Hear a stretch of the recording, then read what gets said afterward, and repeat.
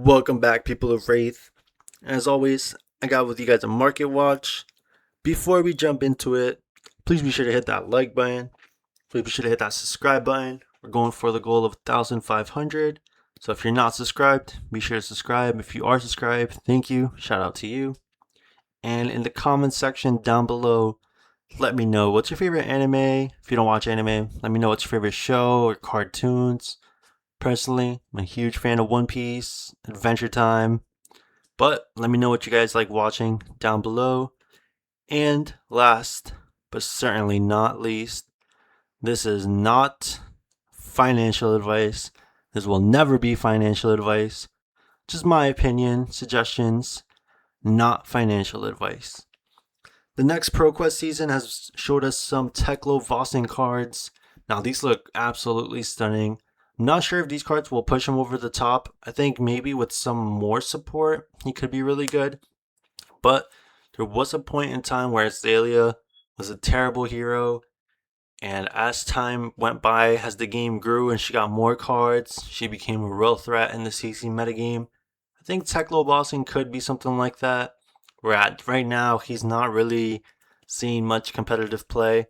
But in the future, I could definitely see Techlo Vossing being a meta hero. I'm not saying that these cards will make him into a meta hero, but I think as he's constantly getting support, eventually he could be.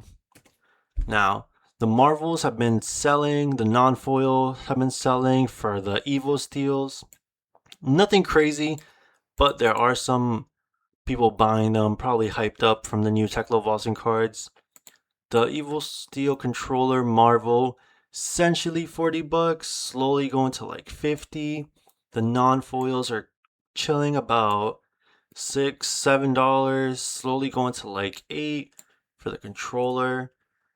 Memory Marvel, the headpiece, essentially 45, 46, 50. Once all these copies sell, we have some for 75, 80. So I wouldn't be rushing to get this. Personally, I would just be chilling with a non-foil Evil Steel uh, equipment.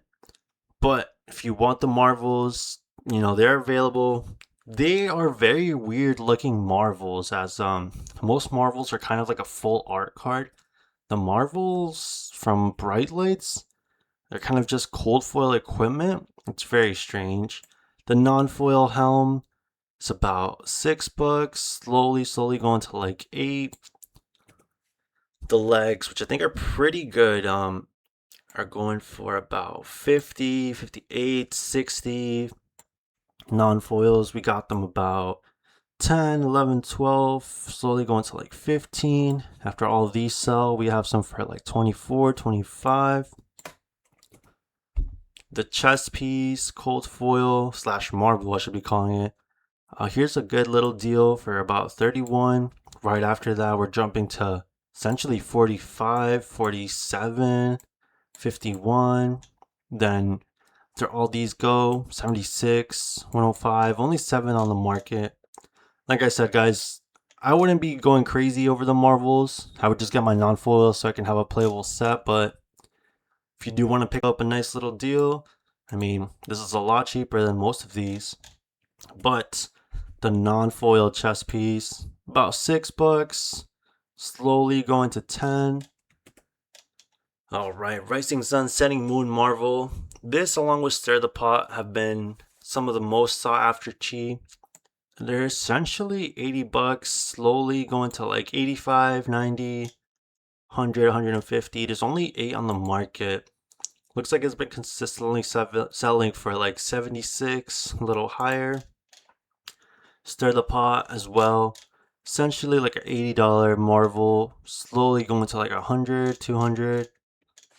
I think we will get a Mystic set in the future. We're probably not going to get the same classes, but I do think we're getting a Mystic set. Who knows if it'll be after Compendium, maybe after Monarch 3. These cheese are kind of very rare now. We're not in part the Mistveil season anymore. People aren't really opening up that product, especially since all 3 heroes have LL'd. So I think these will slowly just go higher and higher. Maybe as like they get more traction, people will list them for a little bit lower. but I don't think we're going to see these much lower than the 80 prices, especially for Rising Sun and Stir the Pot. Now, the other cheese are a lot lower. Passover is about 40.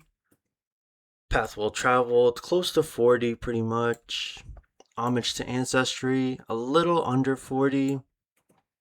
Grain of Tips of Scale, we're going to a new tier. This is a lot lower, closer to like 26, 27, slowly going to 30. Preserved Tradition, about 20, 21. And then a drop in the ocean, the cheapest one, about 18, slowly going to 20. So, like I said, these Marvel cheese are kind of weird. They don't really see play in CC. I do think they'll see play in the future. They're just comments readily available, so if you don't want your fancy version, don't even worry about it. You can probably get them for free from your local store or your local players. But the Marvel versions, I do think, are just all slowly going to go up.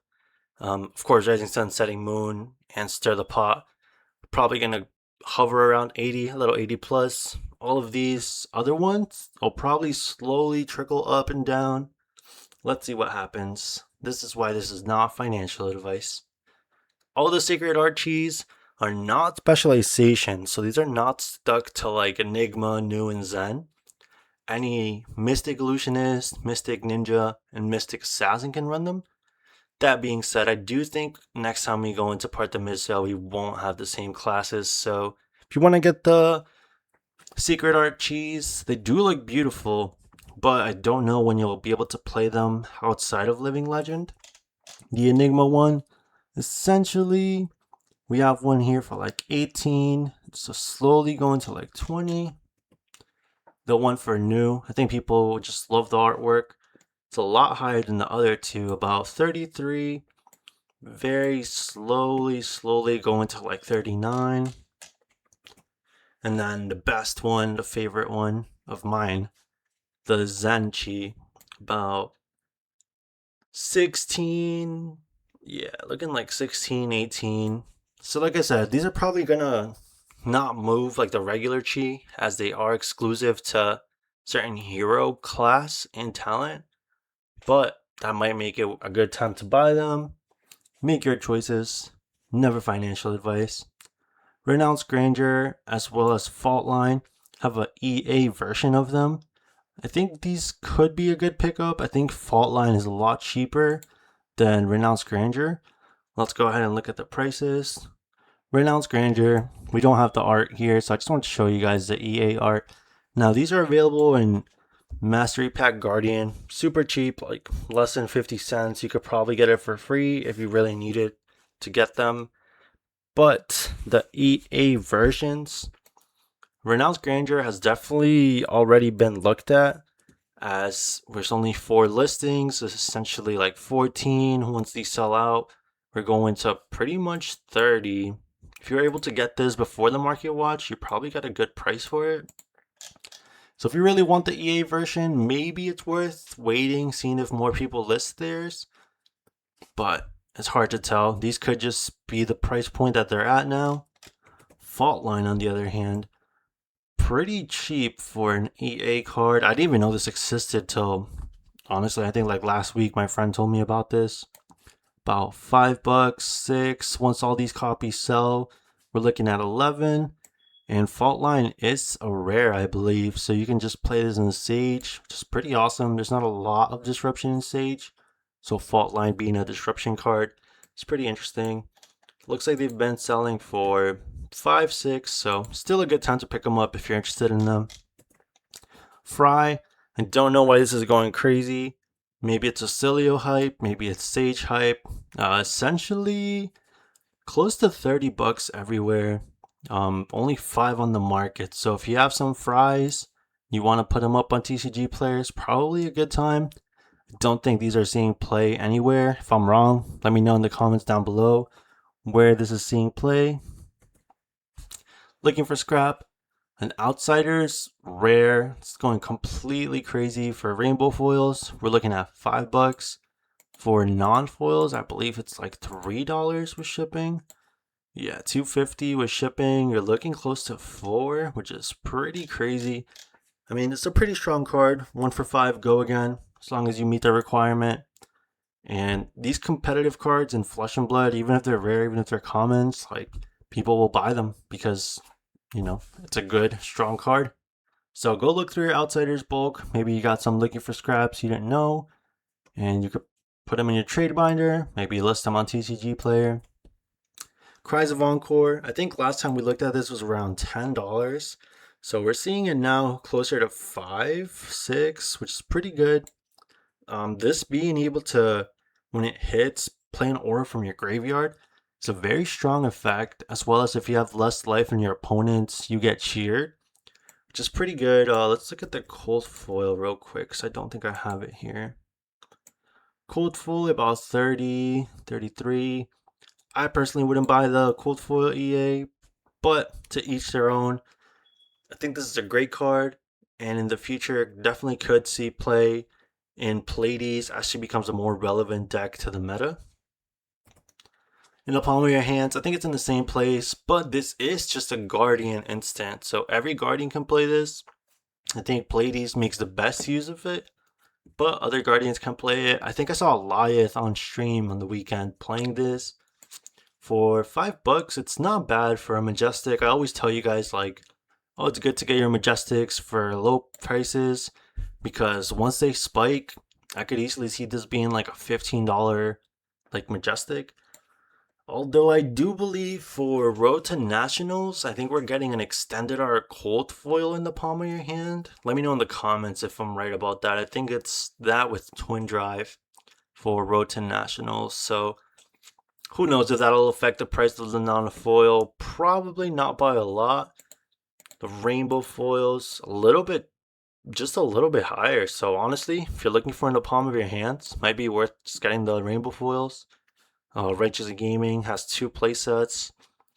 $1 or 2 more for the rainbow foils definitely could be worth it. Iron Fist Revelations, 22, $23 for a legendary. Guys, this is super cheap. If you're a Guardian player and you don't have this, it's probably a good time to pick it up. Cold foil is about 41, 42. Not bad at all for a cold foil. Gauntlets of Tyrannical Rex. I was honestly surprised seeing this at 50. Let's see. Yeah, pretty much 50. Pretty good price for it. I mean, this is one of the best arm piece in Flesh and Blood in my opinion. Looks like 50 is a good price point for them. Cold foils, about, let's see, 70, 71, 72. It's a great brute arm piece. I think KO makes the best use of it, but I think other brutes in the future will likely just see play with this to temper 2. I think it's a good time to pick it up. Maybe it could go lower, but you each make your own decisions. Overcrowded. Now, this is probably one of the best times to pick it up. $5 for Overcrowded. This has seen a lot of hype. I think a lot of people thought it was going to be amazing, myself included. I thought this was going to be like a huge staple in the meta. Doesn't seem like it's seeing a lot of play right now. I do think there'll be a point in time where this seems a ton of play. Probably just going to buy my playset soon. At this price point, it's pretty good. Let's see. Yeah, pretty much $5, a little over, a little under. Rainbow foils, looks like one sold for 7. Let's check rainbow foils real quick. Yeah, 7, 7, essentially 10, 12. So these two are not bad if you want to snag them up.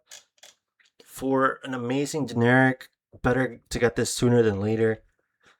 The cold foil is overcrowded from the last ProQuest season are finally on TCG Player. Pretty much $100. Don't think this is a good time to get these. Yeah, I'm kind of speechless. I mean, it's so beautiful. If you've seen this in person, you know what I'm talking about. These look amazing. For $100, I would skip it.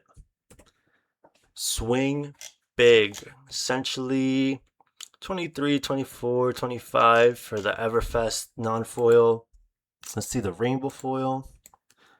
Not bad, pretty close. 26, 27, 28, 30. So, not bad. Probably better to get the rainbow foil. Spend a little more to get the foil version. But we got the extended art alternate art swing big. 35, 36, slowly going to 38 and 40. I mean, I've shown you guys all the prices. You make your choice. Which swing big do you want? Maybe you already own the original swing big, so you don't even care. Personally, I like the OG art more. This one is pretty cool, but there's something about the OG art that I really like. Now, over the weekend, we had a Black Friday pack. A lot of these cards don't really have a fixed price. I think people are essentially asking for the ones that do see some sort of play, like Act of Glory, Edge of Their Seats, Tension in the Air, and I think even Up on a Pedestal. Somewhere around 2025. I think Superstars included in that. I think Booze and Cheers are like 15 to 20, along with Hungry for More. Dramatic Pause, I think if you get this, like, you might be cooked. I don't know, maybe $10 or something. The Marvel Groundbreaker Cricks, I think that's what this is called. I've been seeing it like around 60, 65. So these are all probably going to be super rare. I mean, you were only able to get them in the Black Friday pack. They're not on TCG Player. I think if you really want these, your best bet is to just go on the private market on Discord, on Facebook, and ask for them. Try to get yourself a price that you're comfortable paying. But yeah, I think once these go to TCG Player, they might be more expensive than 25, for the Act of Glory, Edge Under Seats, Tension in the Air, all the ones that actually see play and play these. And also, I think they don't come in blue for the Black Friday pack, unfortunately, but I think the blue ones do see play as well. So, pretty much, I would say try to snag them up if you're interested in them. And if you're not, then don't even worry about them too much. But I do think they'll be worth a pretty penny once they go on TCG Player. But that about wraps it up, guys. Thank you all so much for watching. As always, be sure to leave a like, hit that subscribe button. In the comments down below, let me know your favorite show, your favorite anime, your favorite cartoon. Thank y'all for watching. Peace.